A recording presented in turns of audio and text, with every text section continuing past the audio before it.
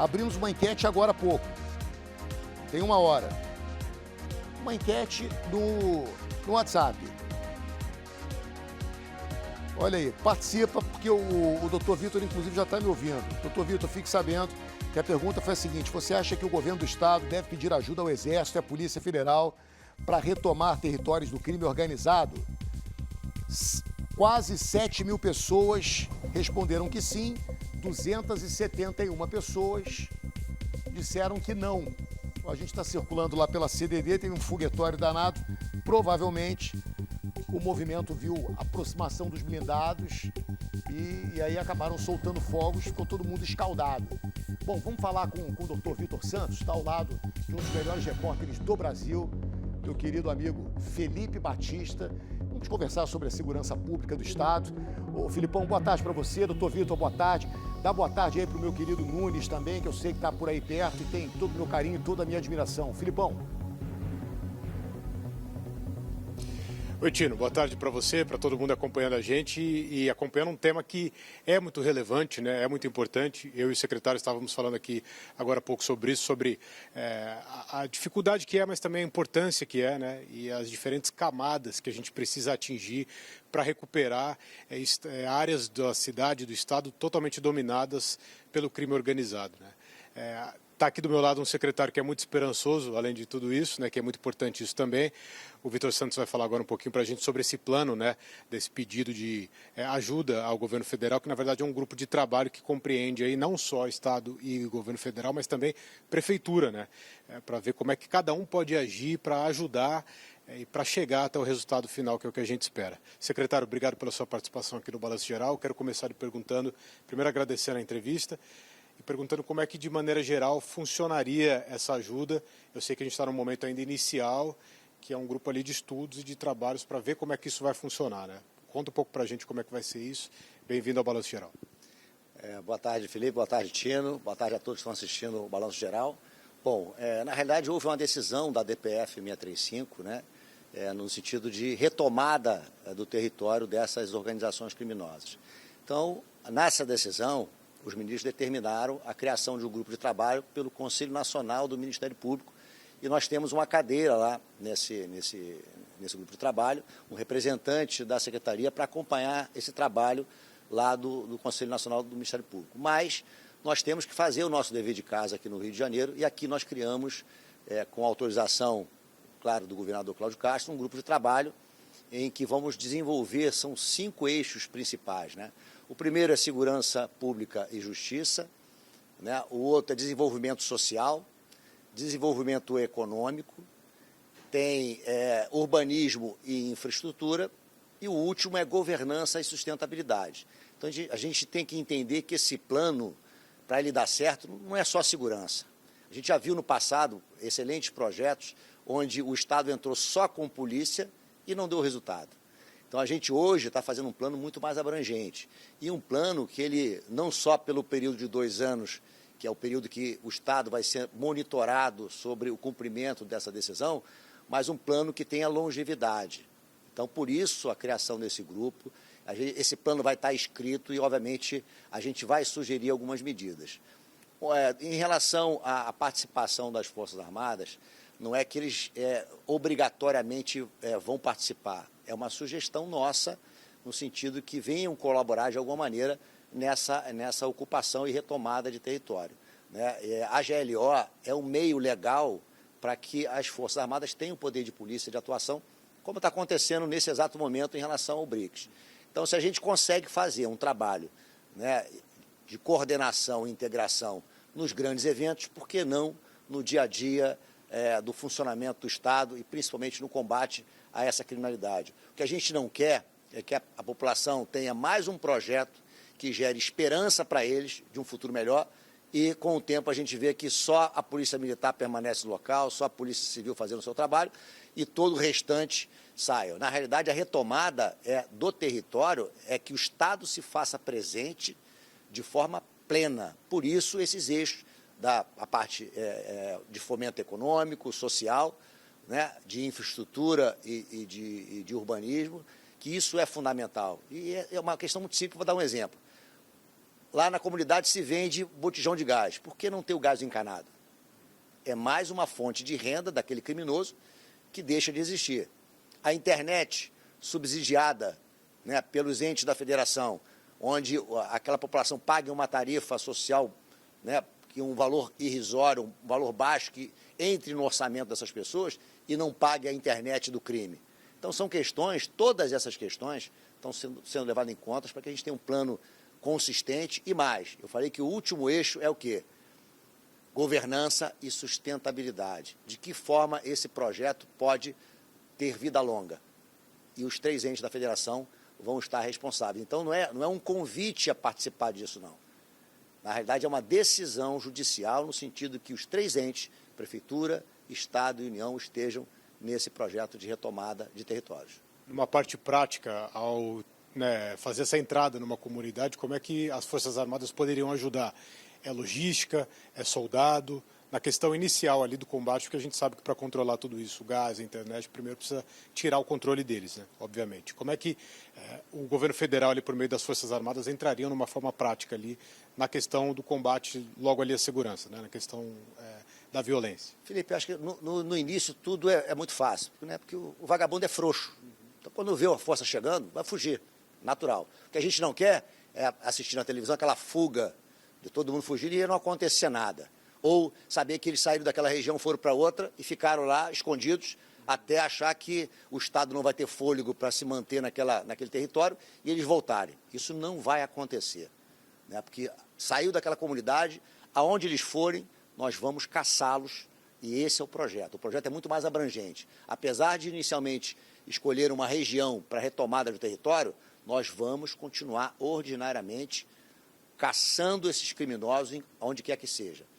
A polícia, as forças de segurança do Estado vão atuar em todo o território do Estado. Que isso fique bem claro, para não parecer aquela fuga das galinhas que a gente viu em 2010. Isso não vai acontecer. Então o Estado vai se fazer presente de forma plena. Então a ideia, o projeto é exatamente isso. Agora, de que forma cada ator vai agir naquele momento, isso depende da região.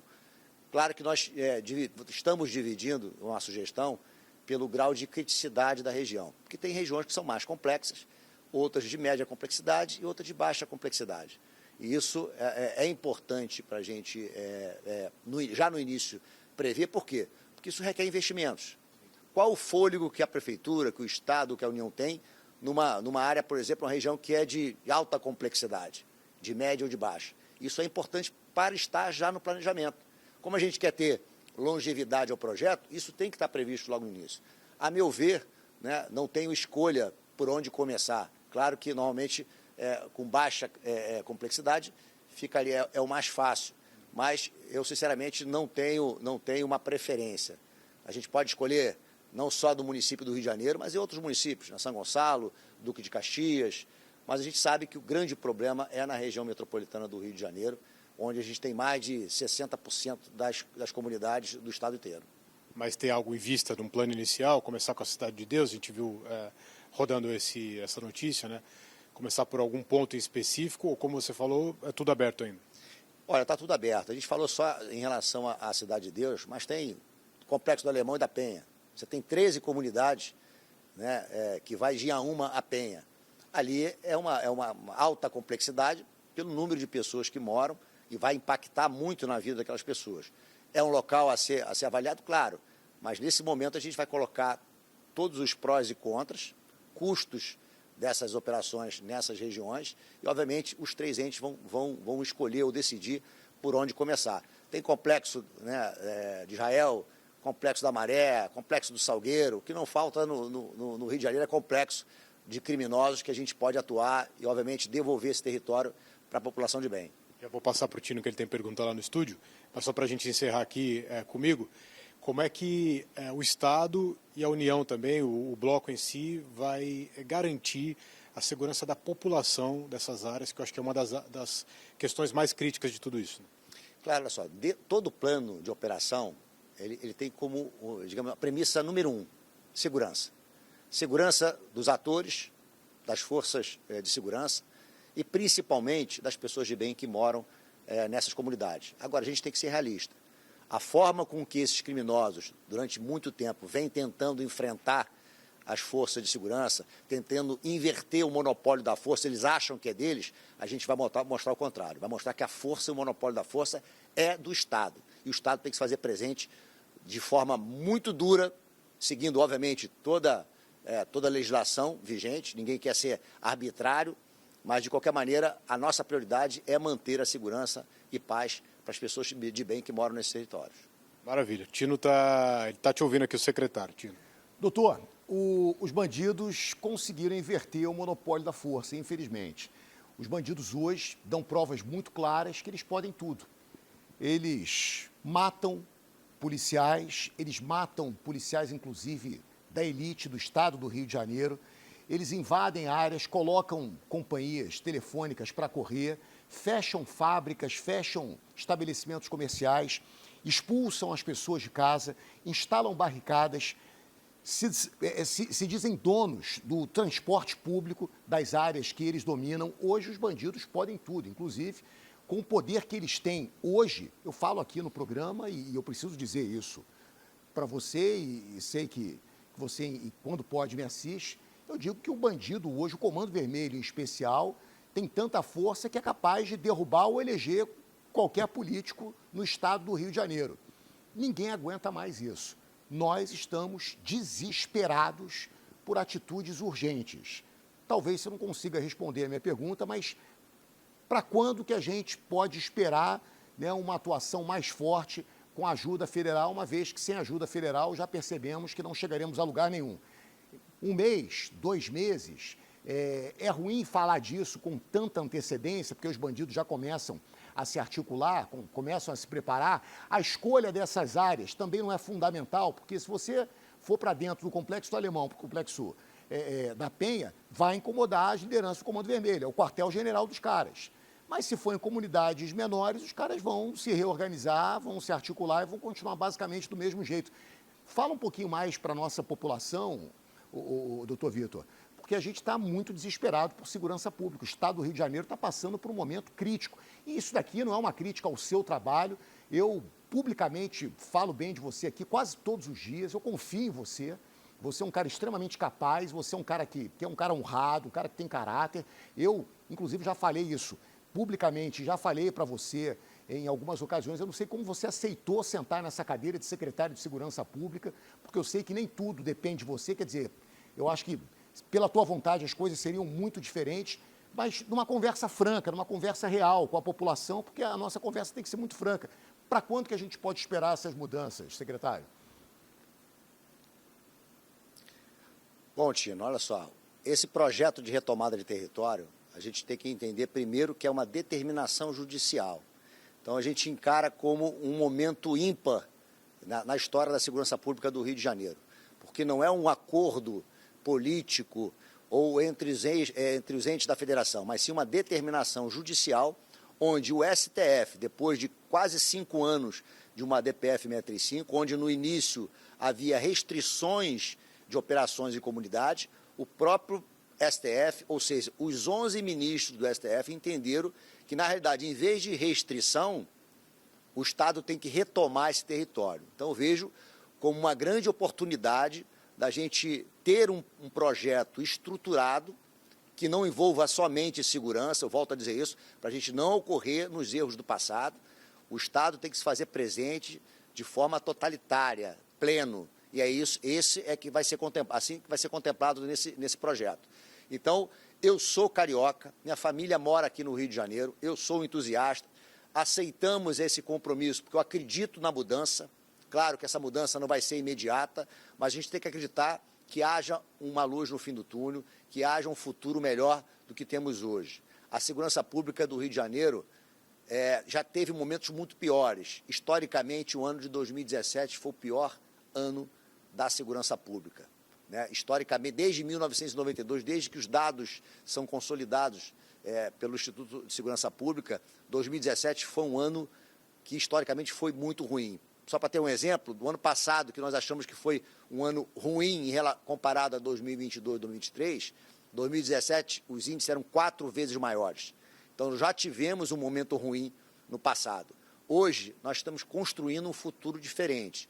Os índices hoje estão diminuindo, apesar do cidadão ainda não ter esse sentimento de segurança, mas os números estão melhorando. O que eu posso afirmar para a população é que nós estamos trabalhando muito duro para que a gente consiga devolver a paz para o carioca, para a gente consiga sair no momento de trabalho, de lazer e voltar para sua casa com tranquilidade e não ter o medo de ser enquadrado por um vagabundo que não tem não constrói nada, não produz nada e às vezes tira a vida de um trabalhador.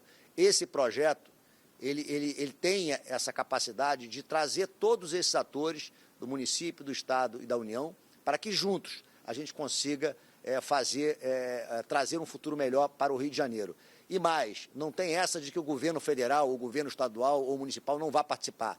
É uma determinação judicial que os 3 entes da federação estejam juntos nessa retomada de território.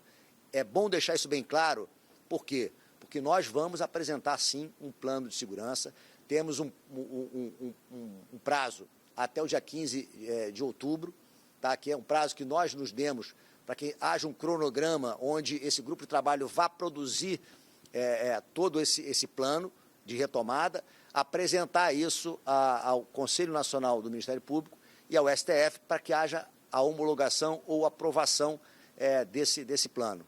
Então, isso vai acontecer até o dia 15 e, obviamente, a gente espera que isso, imediatamente aprovado, a gente consiga já a fase da execução. Então, não vai demorar muito, por quê? Porque isso está sendo construído a 3 mãos, né? Município, Estado e União. Então, eu já acredito que vai ser rápido o início da execução desse plano, independentemente da região que for eleita pelos 3 entes da federação. Secretário, eu só quero debater algo muito rápido, não quero tomar muito mais o seu tempo. Me permita, como cidadão, discordar do senhor. E aí eu estou falando com o secretário de Segurança Pública do Estado do Rio de Janeiro. E aí eu preciso de um contraponto. Nós vemos hoje no Rio de Janeiro uma situação que não víamos em 2017. Hoje, o crime mudou. Hoje nós sabemos que as disputas no Rio de Janeiro são por território. Os criminosos perceberam que conseguem ganhar muito dinheiro não só vendendo droga, mas explorando a população, explorando comerciantes, explorando empresas. Talvez, doutor, esses números não sejam quantificados e talvez por isso, em alguns números frios, né, e o senhor é muito mais inteligente que eu, sabe muito mais sobre segurança pública do que qualquer um, nós sabemos que os números contam a história que nós queremos que eles contem. Eu me incomodo quando nós dizemos que, olha, o momento agora não é o pior. Eu não estou desmerecendo o seu trabalho, o doutor Vitor, e nem estou dizendo que o senhor não está trabalhando. Pelo contrário, eu sei que você trabalha, mas trabalha muito. Só que o crime mudou o perfil. Os crimes hoje são diferentes. Em 2017, nós não tínhamos o controle territorial que nós temos hoje, nós não tínhamos a quantidade de barricadas que nós temos hoje, nós não tínhamos as guerras que nós temos hoje, que por muitas vezes o Estado só olha e não faz absolutamente nada. Nós temos guerras explodindo em todos os cantos do Rio de Janeiro. Todos os dias, doutor Vitor, eu falo de tantas pessoas que desaparecem no Estado, bandidos estão desaparecendo com as pessoas e esses números acabam sendo subnotificados. Muitas vezes pessoas não fazem registros de ocorrência, bandidos fazem sabe-se lá o que com os corpos. Então, talvez, em 2017 nós vivemos um momento péssimo, mas talvez agora os crimes não são outros e a segurança pública não está conseguindo quantificar isso, doutor, porque o que nós vemos aqui, e aí, doutor, não é a história que eu conto. Eu decolo um helicóptero todos os dias e, infelizmente, o nosso estado do Rio de Janeiro é um estado produtor de petróleo, um estado que deveria ser rico, mas afundado em dívidas, afundado em corrupção, em omissões. Infelizmente, a gente não decola helicópteros todos os dias, doutor Vitor. A gente tem batalhões de motos em São Paulo que a gente não tem aqui no Rio de Janeiro. Quando eu comparo o Rio de Janeiro com São Paulo, é claro que o Rio de Janeiro é mais rico, mas a gente vive uma vergonha aqui no Rio de Janeiro que eu como cidadão, fico muito triste. E eu estou me reportando ao secretário de Segurança Pública como cidadão, né? E eu preciso falar que as pessoas não têm oportunidade porque não têm acesso ao senhor, não têm acesso à autoridade. O que nós estamos vivendo hoje, doutor Vitor, é algo inadmissível, impensável. Eu não quero comparar e nem ficar aqui teimando com o senhor se é pior que 2017 ou não, mas é muito grave e os crimes mudaram, não mudaram, doutor? Você está certo, Tino, em relação à mudança da metodologia do crime organizado. Domínio territorial a gente tem há muitos anos, né? Não é só de hoje. O que nós temos hoje de diferente é a exploração do território de forma econômica. Isso houve uma mudança. E hoje os traficantes aprenderam com a milícia no passado. O traficante só se dedicava à venda de drogas. Hoje, qualquer tipo de receita, ele é explorado pelo traficante. Então, essa é a mudança. E, obviamente, desde que nós entramos aqui, quem começou a primeiro falar de domínio territorial fomos nós aqui no final de 2023. Por quê? Nós tentamos entender por que das guerras, por que a disputa territorial. Era exatamente por isso, porque território é sinônimo de receita. Então, a gente começou a verificar a quantidade de dinheiro que se movimentava dentro de uma comunidade. E vou dar um exemplo muito simples que eu sempre falo da Rocinha. A Rocinha então, são 120 mil habitantes. Né? Se você imaginar o número que o IBGE apresenta, que são 80 mil, a gente divide isso pela metade, 40 mil habitantes na Rocinha. Se cada pessoa dessa for obrigada a pagar um plano básico de internet, que é R$100, são 4 milhões de reais só de internet de faturamento daquela comunidade. Então é muito dinheiro, obviamente. O crime mudou.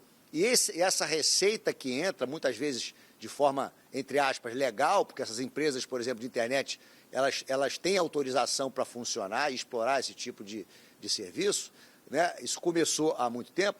Essa receita reverte em quê? Em compra de fuzis e munição, porque o fuzil é a ferramenta de domínio territorial e de plano de expansão. Isso traz muita insegurança, traz muita violência para a população. Claro que, após a entrada do delegado Felipe Cury na Polícia Civil, na Secretaria da Polícia Civil, a gente conversou e a gente entendeu como polícia judiciária, polícia de investigação, o foco deles não poderia ser como no passado, que era de focar no criminoso. E como se fazia? Criava o inimigo número 1 do Estado, ele era preso ou morto, no dia seguinte o 02 assumia e assim sucessivamente vem sendo feito durante décadas no Rio de Janeiro. A Polícia Civil, ao contrário da PM, a PM sim tem que focar no criminoso, é o ladrão que está assaltando, né, principalmente os crimes contra o patrimônio que tanto afeta a população. A Polícia Militar, com um trabalho ostensivo e repressivo, tem que focar no criminoso. Agora, existe um trabalho muito importante, que isso gera um efeito, uma eficiência, uma eficácia muito maior, que é o trabalho de investigação. Hoje, a Polícia Civil não olha o crime no aspecto só do criminoso, mas sim do negócio. E o exemplo disso são as várias operações realizadas pela Polícia Civil.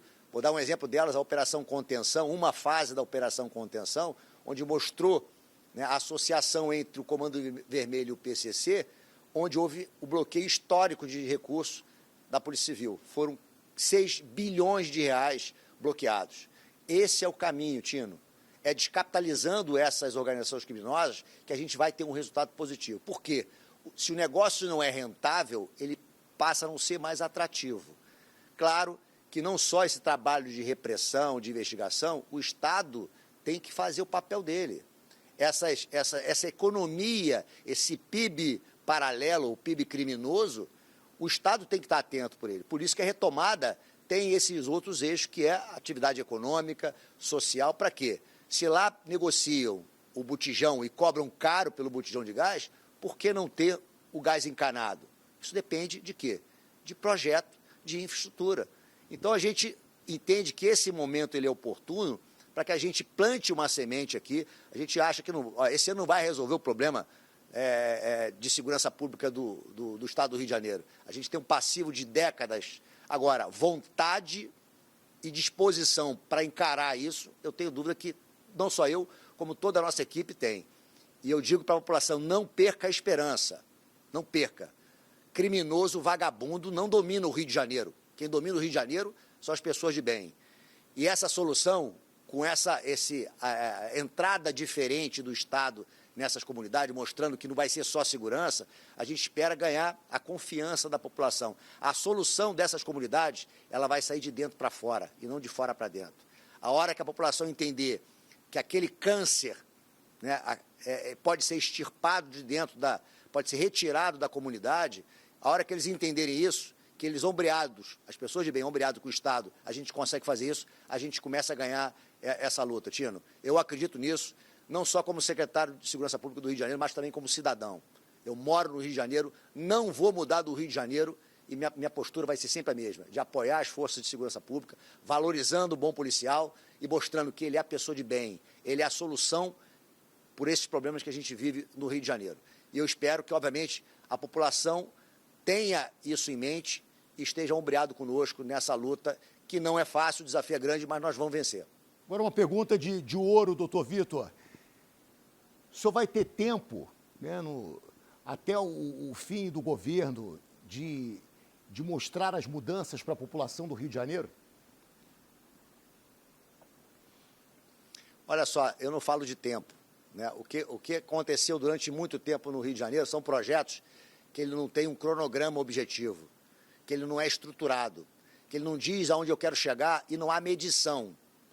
Isso vai haver nesse plano de retomada.